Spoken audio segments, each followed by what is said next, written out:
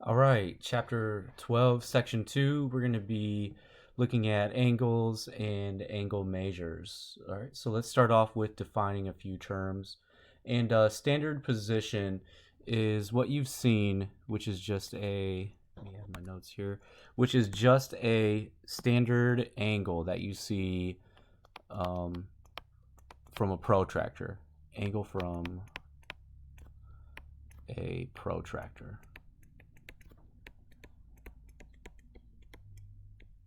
Okay. Now the initial side is the side that is on the x-axis. It's always on the x-axis. And the terminal side, you're going to look at the terminal side like it's the clock hand that you see on a clock.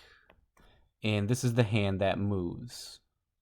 Or we could say it's the side that moves. All right, and if we look down here at these examples, we can look at this right here, and this movement right here is counterclockwise.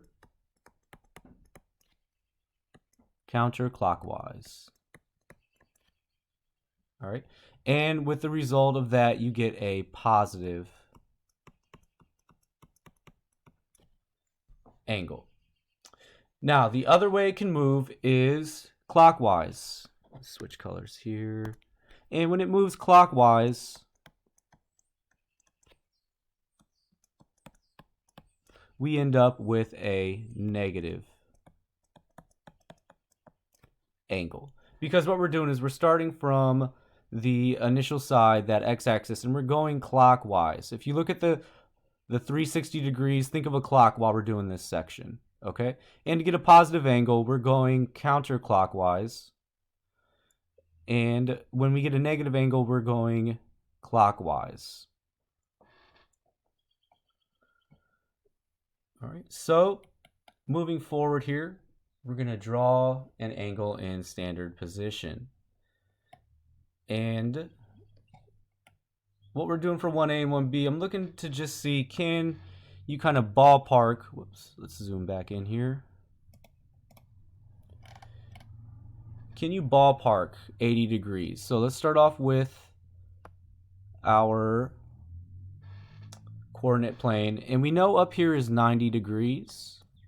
So we're going to want an angle that is going to be close to 90. So 80 degrees would pop out about maybe right here. And we can say that's 80 degrees. Okay. Now with negative 105, we're going to go clockwise. So I'm going to draw our coordinate plane right here. And a trick we can use here is take 360 degrees, all right, and subtract 105.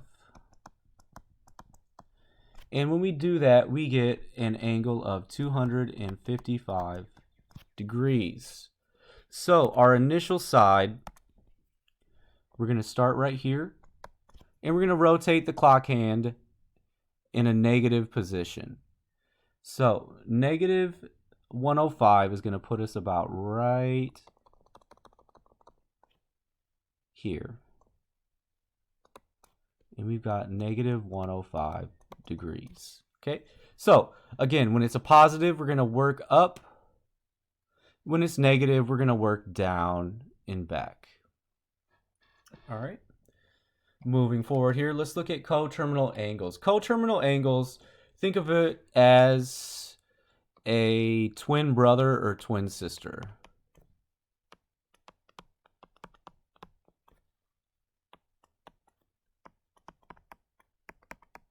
All right, and with coterminal angles, we're looking for a positive and a negative measure. Okay, so a few tricks we can do here is to simply add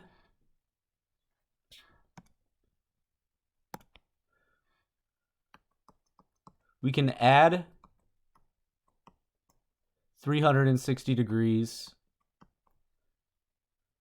or let's just say and, because we're going to be finding 2. And we're going to subtract 360 degrees from the given angle. Okay, so as you can see here, they took 60 right here, and that was our starting point. Okay, 60. And on one side, they subtracted 360. Let's do that here in green. So I have 60 minus 360. You can do this in your calculator. And I ended up with negative 300.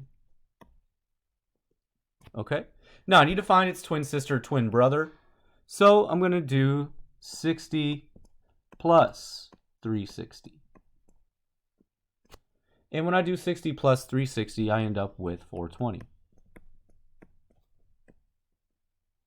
Okay, so we found the twins. We've got negative 300 degrees, and we've got a positive 420 degrees.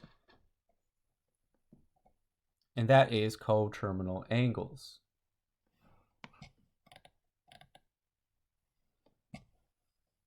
All right, so let's put that into a little bit of practice. All right, with 3a and 3b, you're going to be adding 360 degrees and subtracting 360 degrees. Same thing with example 3b. All right, and I'm going to put the solutions right here, so that way you can use your work and figure out how I got those solutions. So the positive angle is going to be 375. And the negative angle is going to be negative 345 degrees. Okay, those are coterminal angles to 15 degrees. Now, you have the solutions. How did I get those? All right, likewise with 3b, one of my solutions is, and we'll switch colors here. One of my solutions is 315 degrees.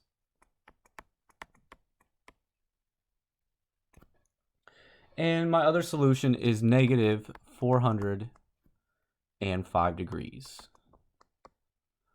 Again, you tell me how did we get that? Or how did we get there? All right. Okay, moving forward, radians. Radians are a way of measurement of an angle. For this section, look at it like this: the circumference of a circle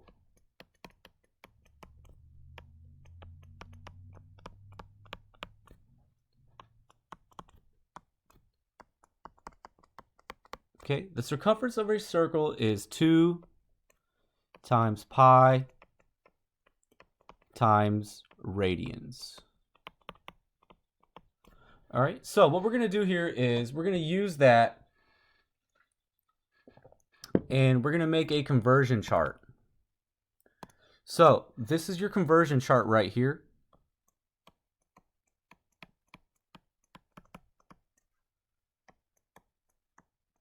All right, and what we're going to do is a little bit of algebra here. So let's fill out the conversion chart. So when we're changing from degrees to radians, we're going to use this formula. It's pi radians divided by 180 degrees. And when we convert from radians to degrees, we're going to reciprocate. We're going to flip. So we've got 180 over pi radians. Okay. Now, what we can do here with these is we can kind of set up a little bit of an easier understanding. So what I'm going to do is I'm going to work out A and B, and then I'll put the solutions for 4A and 4B at the bottom, so you can kind of look at what we're doing, and you can apply it and see if you're able to come up with the solutions that we get. So with A, I'm going to convert from degrees, because it's already in degrees, to radians. Okay, so I'm going to set up my formula as negative 30 let's change colors here. Negative 30 times this formula right here, times pi over 180. Okay?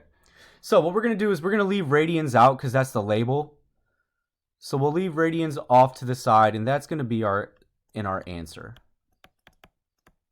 All right, so we'll leave that off to the side, and we're actually just going to perform some basic math right here. Okay?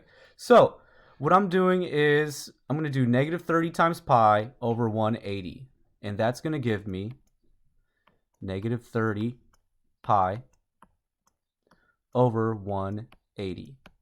Okay? Now, I could leave it like this, but what we need to do is we need to simplify it into its lowest terms. So, negative 30 and 180 is going to reduce to negative 1 over 6. Because 30 can divide into itself, and it can divide into 180, and I still have a pi right here. Okay? So, converting to radians is done just like that. Okay? Now, what we need to do here is we need to move from radians to degrees. So, for answer B, I'm going to be moving to degrees. Okay? So, what we're going to do is pull our label. Let's pull our label out of here, and let's set up our equation. I have 5 pi over 2, which is right here. And we're going to use multiplication times this formula right here, 180 over pi. Okay? Now, because we are multiplying fractions, we can do some cross cancellation. So, I'm going to go ahead and change colors here and do that. So, I have a pi right here and a pi right here that cancels. Numerator and denominator on opposite sides will cancel if they're the same. And I can divide 2 into 180 with some cross multiplication. 2 goes into 2 one time. 2 goes into 180 90 times. So all I'm left with is 5 times 90. And I get a measurement of 450 degrees. Okay, so go ahead and pause and take a look at 4a and 4b. The solutions are 2 pi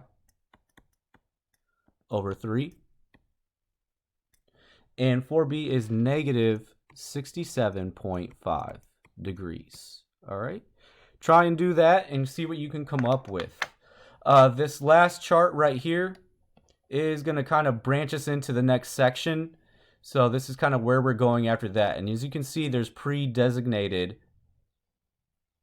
fractions with their degrees. For right now, just work on conversions.